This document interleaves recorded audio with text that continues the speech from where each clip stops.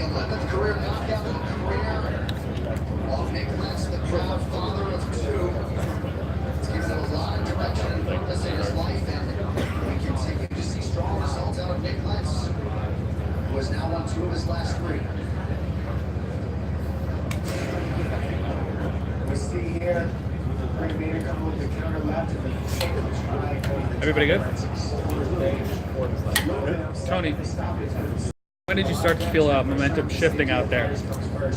Towards the end of the first round, my right hand started landing. And that was kind of the whole key to the fight was we were going to take the first round slow, patient, feints, and started fighting my right hand.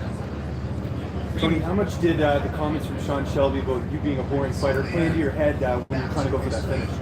Now, honestly, I don't let that stuff bother me. I put so much pressure on myself going on every fight that I just know what I'm really capable of. You know, now being down in the American top team, I really know what I can do and how hard I push myself.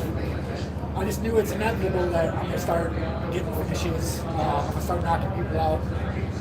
I've come a long way from coming in here and just being a grappler in the UFC in the beginning with 0 striking, and now I feel like all these guys are trying to take me down.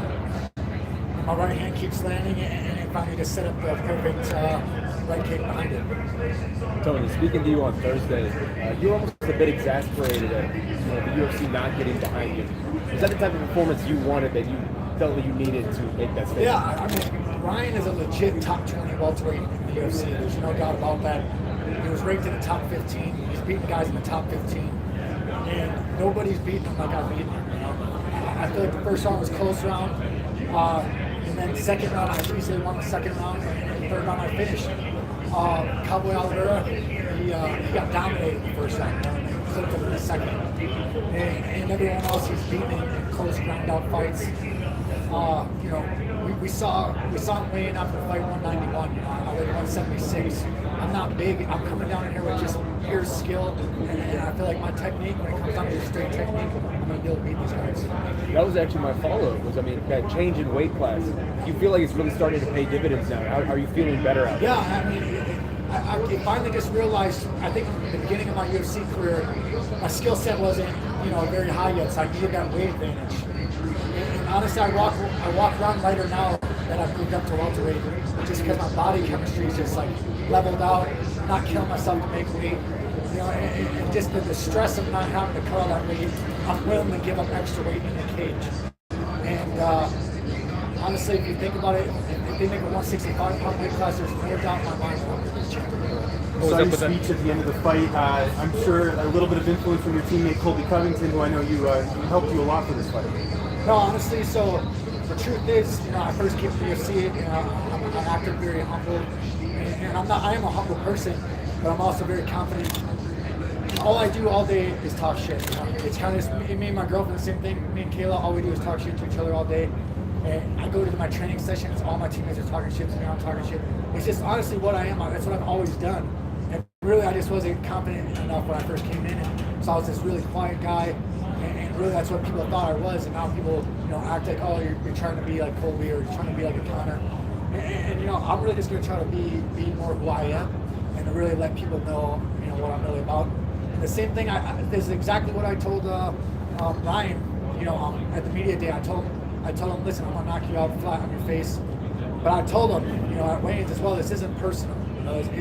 It's just my timing right now. I'm coming into my prime, and I truly feel like my skill set is above all the rest of these guys. I've never cheated, or I feel like 90% of these fighters did with me before USADA came in. And you can see it. I feel like I'm just coming into my zone. I'm just coming into my element, and it's just, I think it's my time now. But you said you're on a nice roll now. Do you feel like the UFC will get behind you? You never know what the UFC is going to do. That's just the one thing with them. And all I can do, and it's the same thing my high school football coach, I grew up, I really love football, and my high school football coach just told me, listen, control what you can control, and don't worry about the stuff that's out of your control. All I can do is go out there, have great performances, call out big names if I want them, call out big fights. And that's all I've ever come into the UFC. I've never ducked a fighter. I've never asked for an easy fight. I've taken 3 short notice fights for the UFC. And I just feel like now's my time. I've earned a big fight. You know, I've earned them to get behind me and give me a chance at.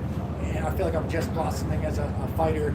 You know, some guys like a Connor, you know, they come in and you can just tell like something about their persona, like just superstars right away. And I just feel like I'm one of those guys that it takes a while. You know, it takes a while for them to build. And now I feel like I'm grown, and it's really my time. So who's Next that for big you? fight? Who's that next big fight that you want? That's Honestly, gonna I think Cerrone versus Mike Perry. I think the winner of that fight it makes 100% sense. You know, they've I'm coming out my first knockout. They're both strikers, and I really, if you watch my last few fights, I'm trying to stand and trade with these guys. You know, and obviously I'm also a world-class grappler, and I think that you know that's a big name fight at least for me. But you know, other than that, I want someone in the top 15. I just want my respect. You know, I just beat Ryan LaFleur. This guy is a legit world-class fighter. And I put on, I feel like, a great performance and a dominant performance where he's a big, strong wrestler, well-rounded. I mean, I can't see how me taking a fight and a step back and fighting anyone else outside of the top 15 or a big name makes any sense. Tony, you said that you think that before USADA there were 90% of UFC Yeah. fighters on PEDs. What makes you say that? Honestly, you know, so before USADA came in, I thought it was about 30%. And then USADA came in, and I'm like, these idiots are all still popping off. And once it's a coincidence, it's not a coincidence anymore when one guy's saying, oh, it's a contaminated supplement. These are facts. When it's 30 people saying the same damn thing every single time, this is what I told my girlfriend Kayla as well. She's been tested by USADA since she was 13. I told her, I don't even check my results later. I already know the results. I don't take anything. I don't do any supplements for a specific reason. I don't need it. I'm going to eat my food. I'm going to train hard. I'm going to get out there every day and learn what I want, you know? And you can see all these guys' performance dropping off dramatically after USADA's come in. They're jumping weight classes, you know, crazily just trying to find wins anymore, you know? And they don't look anything. And really, like you know, George said this as well. George St. Pierre, he's like, it changes your thought process as well because your confidence is lower. You're not training as hard in your training schedule. And just your confidence of doing stuff isn't as high. And really, in this sport, if you're not 110% confident that you're going to win the fight, you shouldn't be getting in there because this is a dangerous game. And really, you know, that's what it is. It's a dangerous, grueling game, but it's so rewarding at the end of the day to put everything on the line. Coming in, you were saying that you thought this UFC was pitting boring against boring. So the fact that you come in and get your first TKO finish in the UFC, I believe it's your first one. Is that extra special? Is that part of the move to welterweight, or were you extra motivated for that? Or No, I mean, this is what I'm saying is that honestly, I think it's just an inevitable part of my evolution as a fighter that these knockouts are going to start coming, and people are going to be like, everyone thought I was a grappler, they're going to start seeing me knocking people out, and it's just the beginning of my career. But it's not, you know, the boring stuff. Really, I don't give a crap. You know, I'm going to go out there, and I can't handle what they think. All I can do is go out there and perform.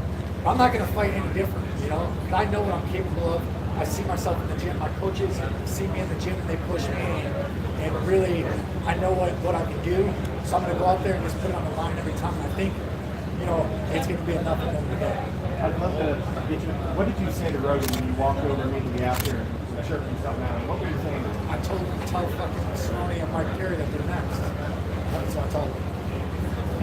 Partway through the first round, you really found an opening with that straight yeah.